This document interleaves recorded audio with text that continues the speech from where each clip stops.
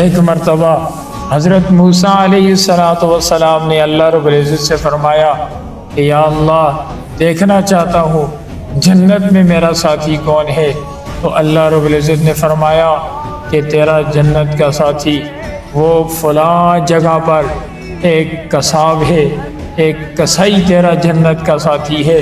حضرت موسیٰ علیہ السلام نے اس کا پتہ معلوم کیا، چلے گئے، دیکھا پورا دن وہ کسائی گوشت کاٹ رہا ہے اور تول رہا ہے، لوگوں کے اوپر فروخت کر رہا ہے، سارا دن اسی طرح گزرا، اس کے علاوہ کوئی خاص عمل اس نے نہ کیا۔ تو جب شام کا وقت آیا، موسیٰ علیہ السلام نے اس کے گھر کا پتہ کیا، اس کے گھر پہنچ گئے، وہاں جا کر اس سے کہا کہ تیرا میزبان، تیرا مہمان بننا چاہتا ہوں۔ تو اس نے کہا ٹھیک ہے۔ حضرت موسیٰ علیہ السلام اس کے مہمان بن گئے۔ وہ کسائی سیدھا گھر گیا اور اس نے گوشت کا ایک ٹکڑا کپڑے کے اندر لپیٹا ہوا تھا، اسے نکالا اور نکال کر اسے چھوٹا چھوٹا کر کے اس کا سالن بنایا، اور پھر اس سالن کے اندر اس نے روٹی کی سرید بنائی، یعنی سالن کے اندر روٹی کو ڈالا، اس کو خوب نرم کیا اور اس کو لے کر ساتھ والے کمرے میں گیا، اور ساتھ والے کمرے کے اندر جا کر اس نے ایک بڑھیا عورت کو سہارا دے کر اٹھایا۔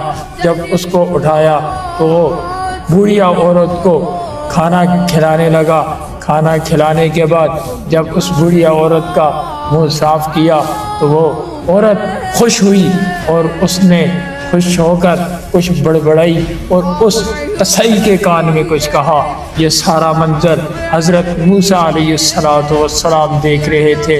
حضرت موسیٰ علیہ السلام نے اس کسائی کو بلایا اور پوچھا کہ کیا ہو رہا ہے، یہ کون ہے بڑھیا عورت، اور یہ کھانا کھانے کے بعد آپ کے کان کے اندر کیا کہہ رہی تھی؟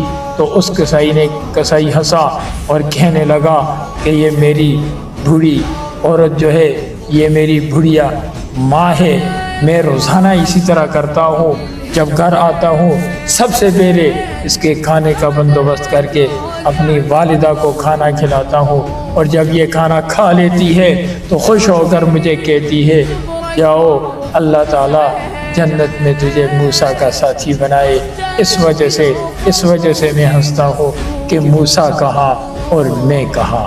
اس لیے محترم بھائیوں، دوستوں اور میرے محترم ساتھیوں، اس لیے اپنے والدین کی خدمت کرنی چاہیے جتنا ہو سکے۔